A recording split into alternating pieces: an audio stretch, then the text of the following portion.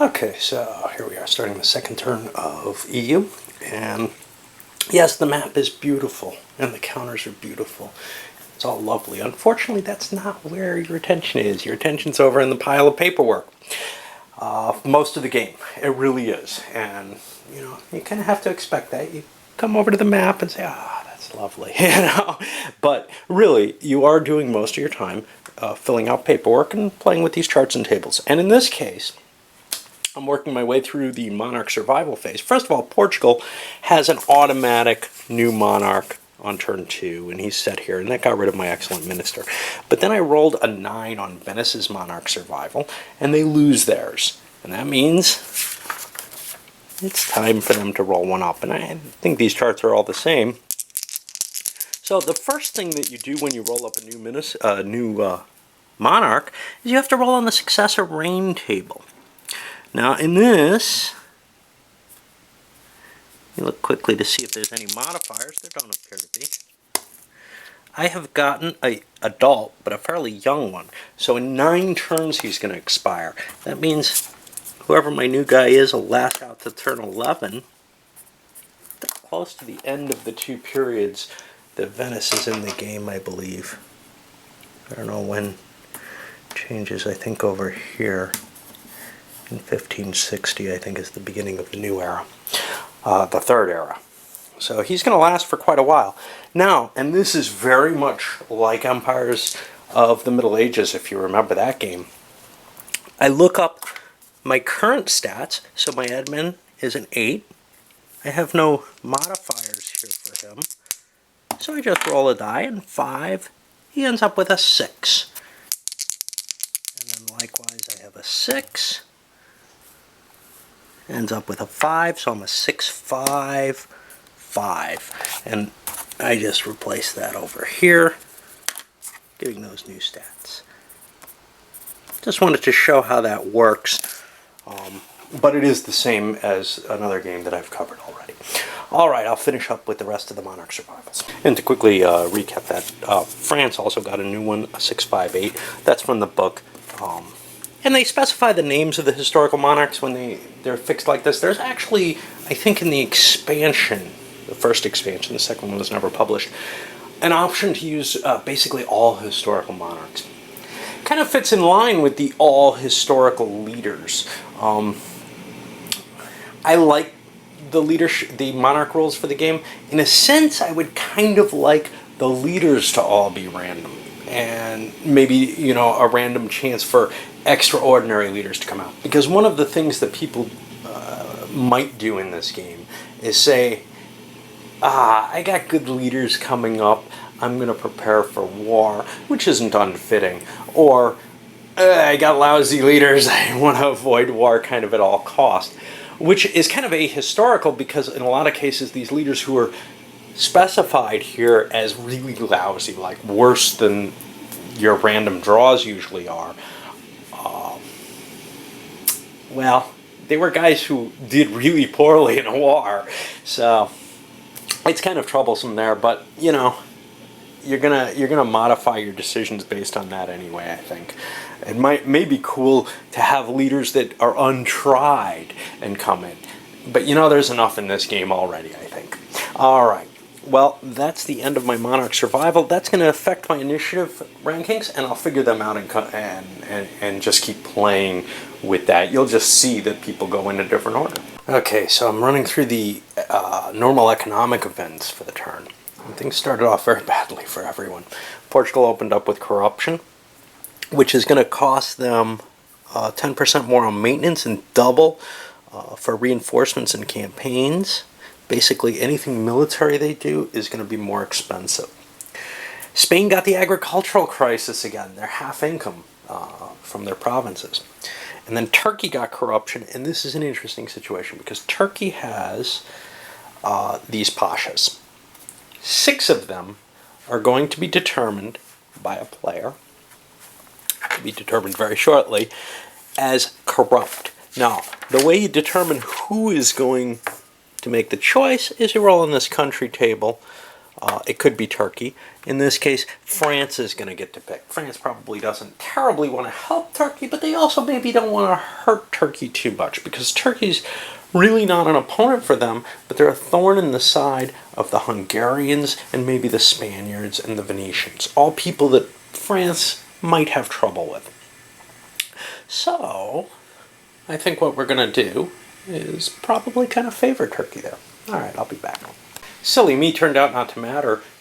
That's all the Turkish pashas. So now they're paying 24 bucks a turn for less effective pashas. Some of these won't even have troops in them, I believe, like this guy. And they have an expense.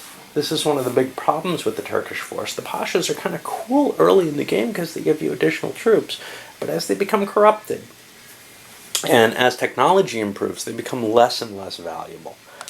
And to finish things off, things continue to look like a bad year, with France getting a drought, which decreases their income by 30% for their provincial income. England, though, got a bonus. They got a gold mine. That's going to give them 20 extra bucks a turn. And Venice got some refugees. Now, those refugees give them a free, strong commercial, by which I mean trading fleet investment, in addition to whatever they choose to buy.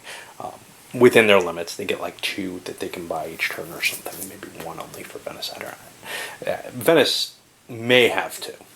That's because that's one of their key factors. And if they had been a different country, they would also get a colonization attempt. It's kind of interesting here. The rules have for this, you re-roll if none available or country not concerned, and they include Venice and Sweden in there. Venice and Sweden have commercial fleets. I don't remember if this came from somebody's errata or if I made this up and removed it, but whatever. There's a lot of stuff like this in the game where you kind of want to tweak things and say, no, that doesn't make sense. Let them have the advantage. Don't make them hit more negative events. There are enough of them on the table.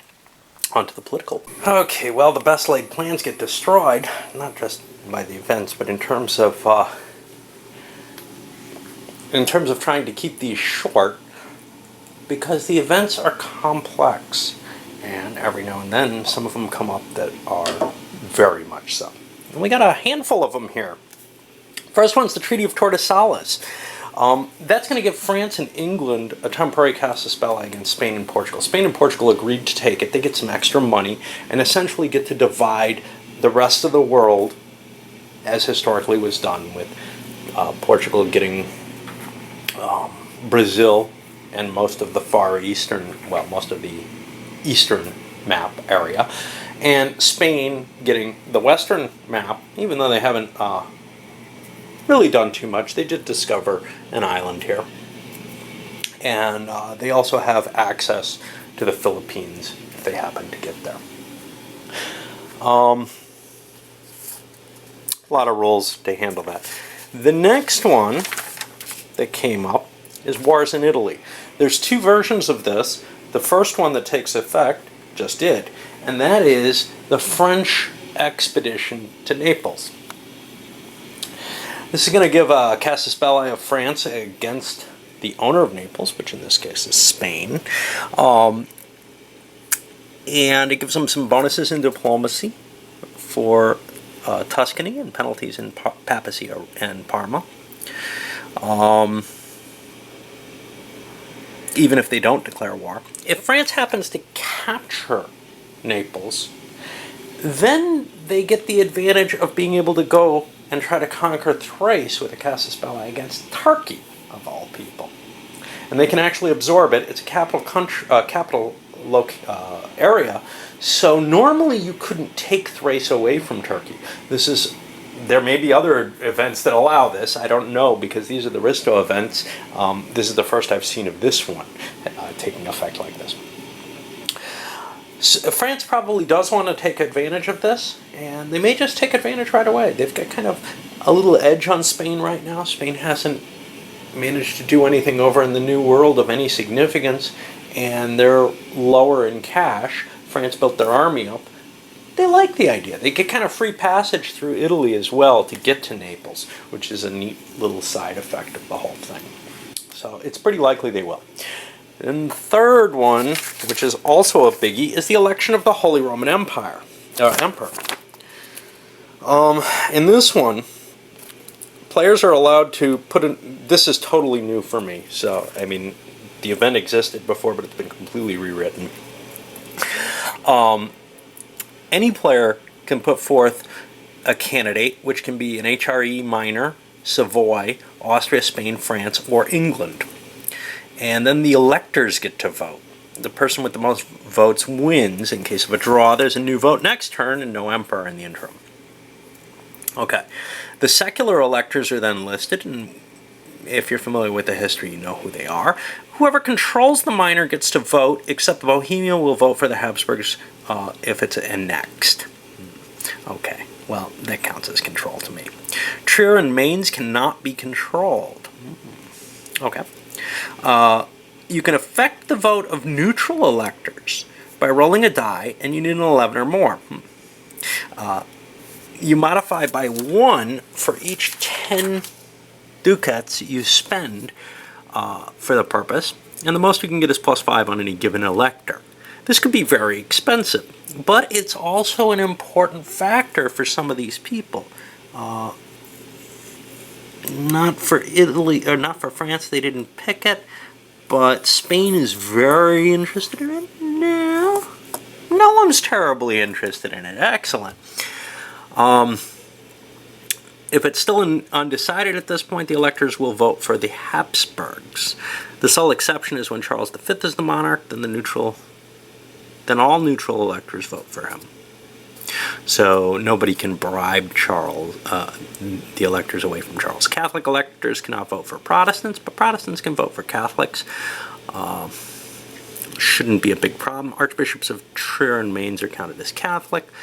A major power crowned as emperor gets 75 ducats and 20 victory points, but only 10 for Austria, which goes to Spain, of course. The winner becomes the emperor and takes control of the Holy Roman Empire, as defined in the political rules, which allows, it would be the Habsburgs in this case, not Spain, but it allows them to use some extra troop counters and to gain some additional reinforcements in the case of a war, which is a nice little factor. The emperor comes from a minor power. This can end up recurring when that emperor dies, changes religion. And if a Spanish emperor dies, Habsburg, Milan, is immediately annexed by Spain, whoever the successor. Okay. Lots of stuff there that's new to me. And obviously almost all of it's probably new to you. Well, this is long enough for a video. That's the beginning of the 1495 turn. Got to go into the diplomacy, figure out what all that ends up meaning, especially the electorate. But I think we're going to see a war declared between France and Spain. And meanwhile, poor Spain just doesn't have the money to probably exploit the New World to the degree that they really want to. Pity.